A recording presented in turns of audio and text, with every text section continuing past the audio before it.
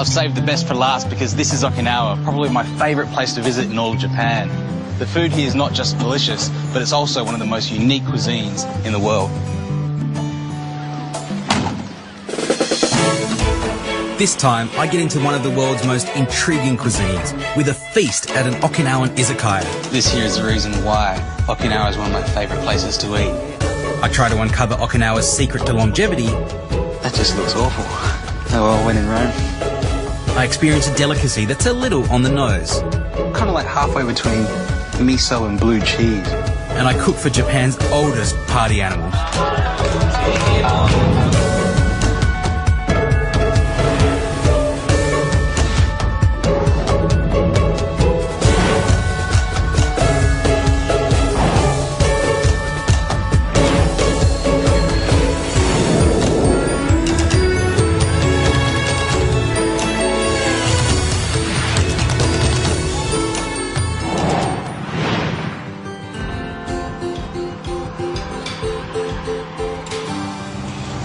You may be wondering why I'm cruising around in this big boat of a Chevy Impala. There's a very good reason for that. Okinawan cuisine is a real melting pot of different cultures. For thousands of years it was a separate kingdom, and then for the last few centuries different trade and political affiliations have brought Okinawan cuisine into something that is incredibly unique. In more recent times it's that American influence that really has put its stamp on the way people eat here today. That American influence is all too obvious on the wet drive through the Okinawan capital, Naha. But the place I'm about to visit is Okinawan through and through. Whenever you come to a new place and you want to really know what makes it tick, your first stop should always be the local market. It's kind of a window into a culture, whether it's food or otherwise. And here in Okinawa, we can start with shikwasa, kind of a indigenous citrus to this area, really tart, goes well with just about anything. This here is awamori, a type of domestic vodka, I guess you'd call it. There's chili soaking in there. This is actually used not to drink, but as a seasoning over noodles or something. Musical instruments here made from snake skin. And this stuff here, look at this. Spam. It's a hangover from the first military occupation of Okinawa, and it came from US Army rations. You can see here it's been made into sushi, and spam is a huge part of Okinawan food. This is kokto, or black sugar. It's an Okinawan speciality, and it's these big blocks of a really thick and molassesy sugar. Delicious stuff. And these here, sata andagi, type of donut made from either plain or with black sugar, or covered in coconut here as well. I've never seen that before. Oh, have a look at this, dried sea snakes. They're all around the waters here in Okinawa. So if you want a pretty unique soup, you can get into one of those. Ooh. Deep inside the markets is the seafood section, and the vibrant colours of these fish tell us we're in the tropics, just in case the shirt didn't give it away. But there's something Okinawans love even more than seafood and loud shirts. Pork is absolutely central to Okinawan cuisine. And it may be a bit shocking to look at something like this, but from the face to the trotters, not a drop of the pig is wasted. Here we've got pork tongue, the cartilage from the ear, which is actually really delicious and quite crunchy, the fat from the face, some sausages here. Every single piece of the pig is used and nothing goes to waste.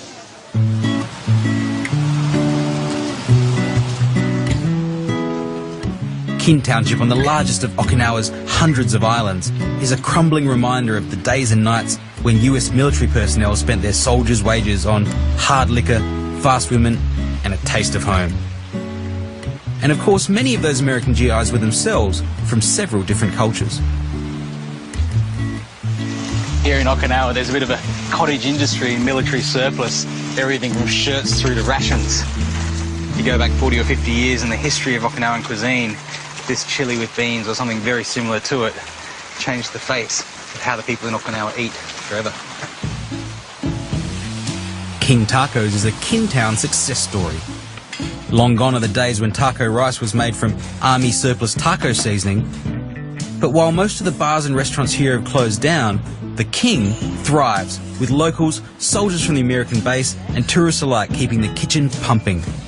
And this is it, taco rice, the ultimate fusion of Mexican, American and Japanese cuisines. Fusion gets a bad name quite often, but I reckon that's when people try and force it. This I don't see so much as an innovation, but almost an inevitability. You've got taco seasoning, cheese, and then put that all together with Japanese rice. You almost can't help but end up with something like this. And of course, after 40 or so years of history, it's only going to stay around if it tastes good too.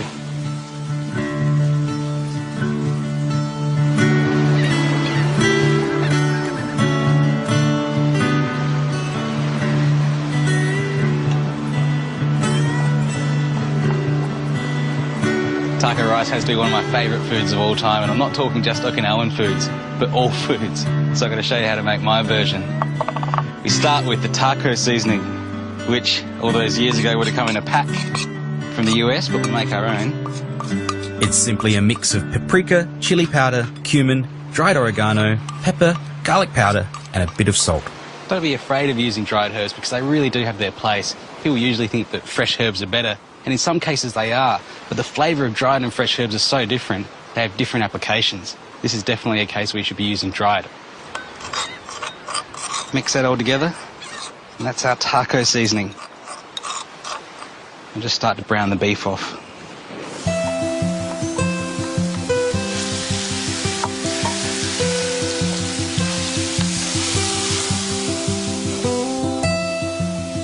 As the beef's starting to brown, we can add in our taco seasoning, or our spice mix if you don't want to call it taco seasoning. That's what it is really. Keep mixing that through. The beef's nice and browned and lovely and fragrant. But I think when you're using dry spices to get the full flavour out of them, you can't just pan fry something like this. You've really got to stew it for a little while to draw out all those flavours. So I've got some dashi stock. Just add that in.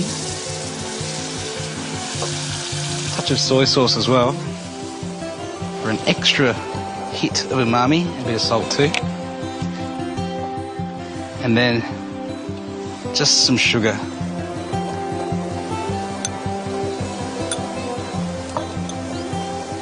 Give that a stir and then pop on a drop lid.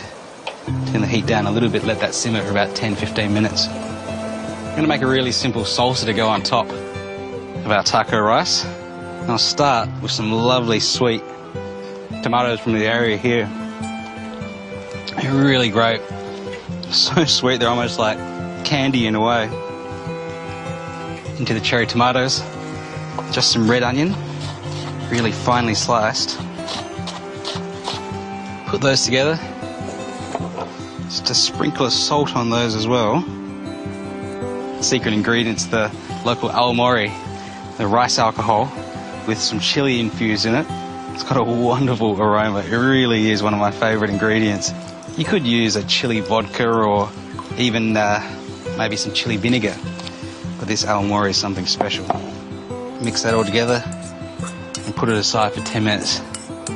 Next, some lettuce. I'm using iceberg lettuce, such an underrated vegetable, but when you've got soft white rice and crunchy green lettuce, the texture combination is really something.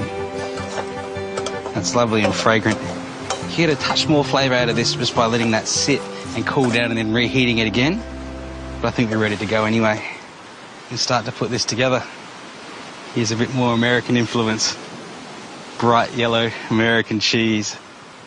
On top of that, some lettuce for that crunchy contrast with the soft rice. And then just some of our fresh tomato salsa over the top. It's a really simple recipe, but one that I love and I cook all the time. To go with that, I'm going to use something a little bit unique. This is shimarakyo. It's a type of island onion, really. Just been lightly pickled in salt. Great crunch, great zest to it. And there it is, the Okinawan favourite, taco rice and shimarakyo.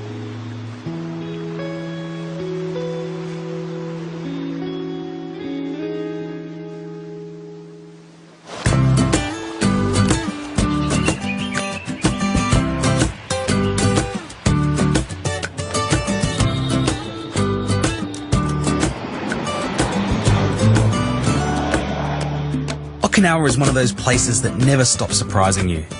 Just outside the capital Naha is a cave reaching deep into the rock, where locals and visitors store and age their bottles of awamori. Awamori is an ancient Okinawan alcohol that actually predates whiskey in Scotland by about 100 years. And as with most distilled alcohols, awamori just keeps getting better with age. So what often happens is parents put a bottle down when a baby is born. There's more than 10,000 bottles in here. Have a look at this one. It's put down almost a decade ago, and it's got his picture here and his little foot. His foot's probably about this long now, and he's probably halfway through his schooling. In a decade or so, he'll be back here for his first drink. Aging awamori in caves is an ancient practice in Okinawa, but in the early days of the US occupation, this particular cave was used by the GIs as an underground bar. More recently, the locals have reclaimed it, and with it, a part of their culture. Temperature in here is about 17 or 18 degrees, which is a little too warm for wine, but it's perfect for awamori. So my bottle goes in here, and I'll see him in about 2 decades. Awamori is not the only thing they keep down here. This is tofu. It's a type of aged tofu that's a specialty of Okinawa. It's packed up with salt and koju mold and then left in barrels, usually for about 3 months. But this one is kept down here for a year. It's got a wonderful creamy texture, and the flavour is just extraordinary. It's packed with umami, kind of like halfway between miso and blue cheese. So if you like either of those things, this is perfect for you. You could use this in pasta stirred through, eaten just as it is, or even spread on top of a little bit of garlic bread. It's fantastic stuff.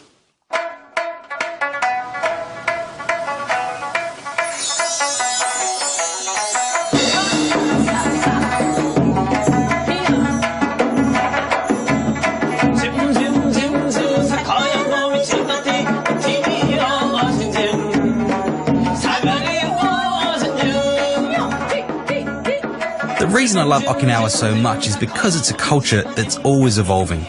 For centuries they've been influenced by so many other countries, and for the locals here, that's just all part of being Okinawan. It's in their music, their language, their attitude, and of course, in their food. This here is the reason why Okinawa is one of my favourite places to eat. Not only is the food delicious, but it also represents thousands of years of culture all coming together on a plate or on a table. To start here, we've got food champuru, wheat gluten, fried with a bit of spam and a few other vegetables here. This is mimiga from the famous agu pork, Okinawa's most famous breed of pork, and this is the pig's ear. Very lightly salted and pickled with a great crunch in the cartilage. And of course, my favourite, pork belly. This has got a lot of Chinese influences, you can see just by looking at it. Slow simmered pork in awamori. This is something that I really love. It's called umibudo, which directly translates as sea grapes. These little kind of caviar-like strands are dipped into a slightly vinegary sauce, and when you eat them, they just pop in your mouth like tiny grapes or caviar. This stuff over here may look like a pudding, even right up close it does, but it's actually peanut tofu, and it's savoury. The sauce around it looks like a caramel or something, but it's actually a mixture of soy sauce, mirin and sake with this sticky tofu made from pounded peanuts. A really lovely flavour. Don't get fooled into thinking that's a dessert. The desserts themselves, however, are a whole different story. This is a sata andagi, made from the local black sugar. It's a type of Okinawan donut, and they really are quite wonderful. They're great fun to make and pretty simple. Just sift plain flour with pancake mix, then to 3 eggs, add baking powder, a touch of milk, and black or brown sugar. Then bring in the flour mix and combine to a soft but resistant consistency.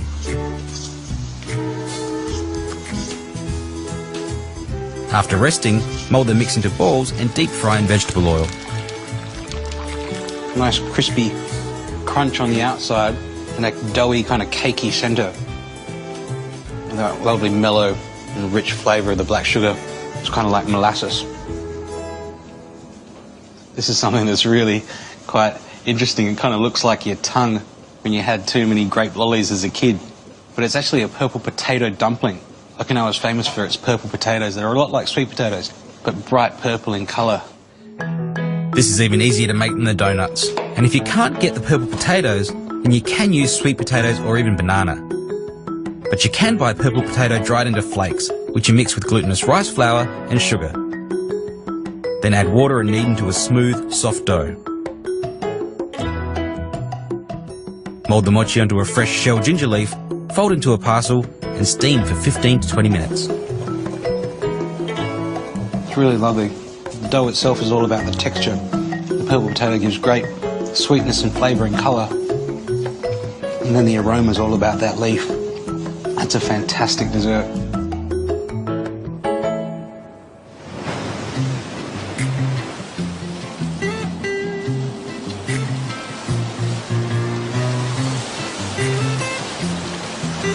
Okinawa is known for its longevity. There's more people that live here over the age of 100 years old than anywhere else in Japan. Up ahead here is Izena Island, and there's a community there that reckons that their secret to longevity is living an active lifestyle and, of course, what they eat. The first thing you notice as you explore this peaceful little island is the age of the locals. There are very few young people and it's a bit like a retirement village. Except these old folk don't seem very retiring.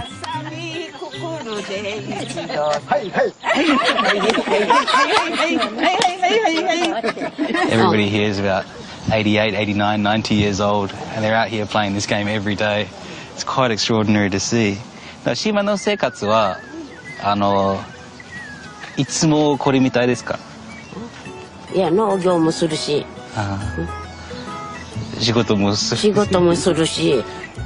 長生きの秘密は何ですか？これは何かな、豚肉ということも聞いていますけれど。あ、そう。Now, the idea of eating pork giving you a long life is something I can definitely get behind. But in the end, I suspect it's actually all about the Okinawan attitude. Happy. Happy.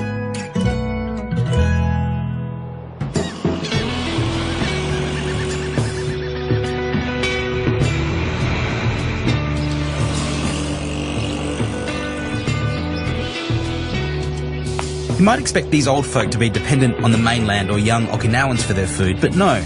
Working is a normal part of life here, no matter what your age. And that means working both the land and the sea.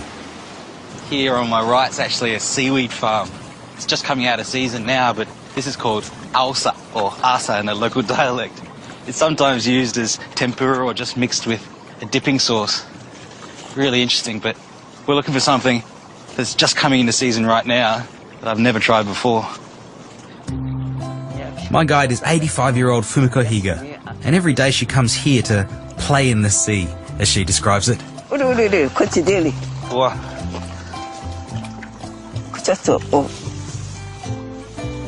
Wow.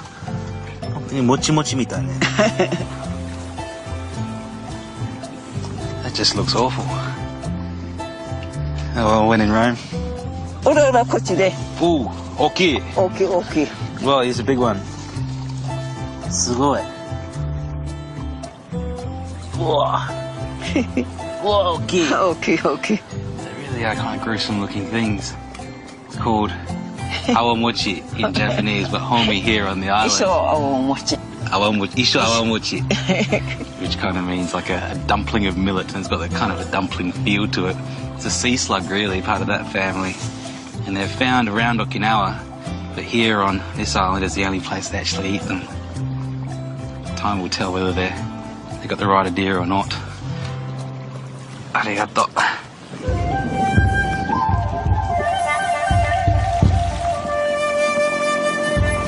And now a quick visit to the family's organic farm to harvest for tonight's Okinawan feast. We're here collecting probably what's the most famous Okinawan food. It's this, goya, or as we know in English, bitter gourd. It's a very bitter kind of almost cucumbery or turnipy kind of thing. It's hard to describe. Kids don't really like them, but I love them. And Arigatou gozaimasu. I think we better get cooking.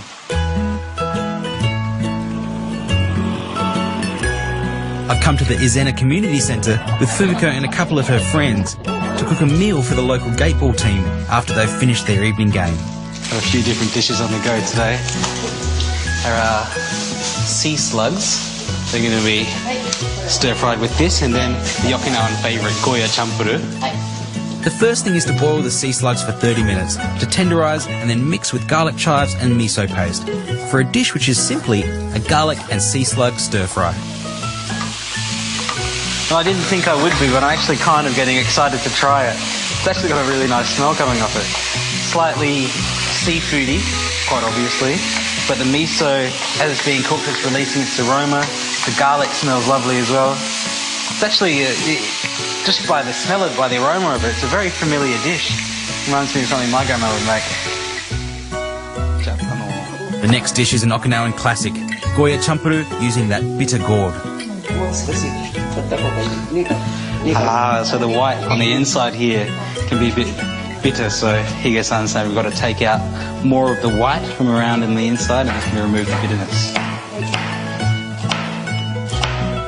There's a bit of an island rivalry going on as well because they reckon that the tofu from Izena is firmer and doesn't have so much liquid in it, so it's perfect for goya champuru, whereas the tofu you get from Naha on the main island, it's a bit too soft, a bit too watery, so it doesn't make a good champuru. And of course one of the Okinawan favourite ingredients, Spam. You don't think of this as being a food that people eat in any kind of gourmet context or even in any kind of rural context, but this has just become such an important part of Okinawan cuisine. Watashi? Ba-chan, onegaishimasu. I'm a bit concerned trying to cook something in the presence of Higa-san, but...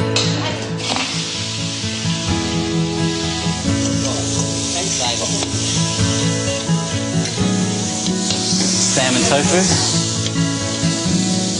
Possibly the secret to everlasting life.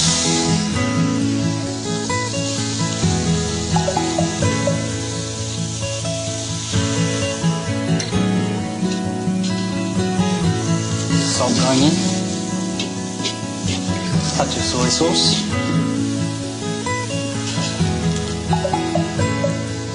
Some bonito flakes going in. Finally some eggs. Mazeru. Turn the heat up a touch, mix the eggs in, and then the heat goes off. And just let it all cook through.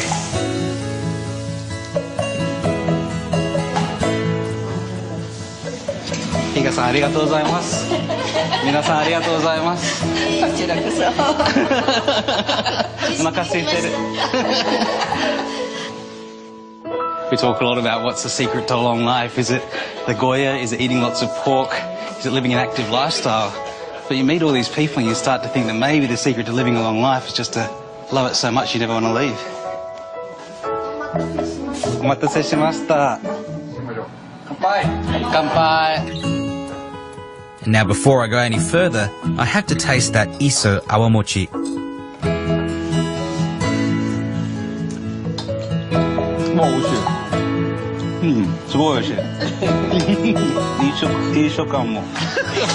And with that, the party kicks off.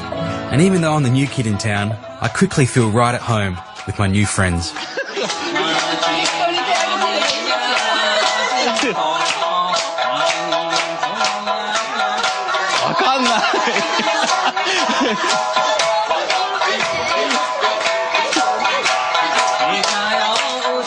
So this is it. The end of my big adventure through the entire nation of Japan. And two things stand out for me. The first is the almost infinite diversity of Japanese cuisine. And the other is, of course, the people. This country is full of warm, generous, creative, skillful individuals who make every food experience a special memory. Look at this guy. Hi, dozo. Wow. Nice to meet you. How do you make a happy cow? Good heart. She's the funniest, but she doesn't want to talk to us today. Hi, dozo.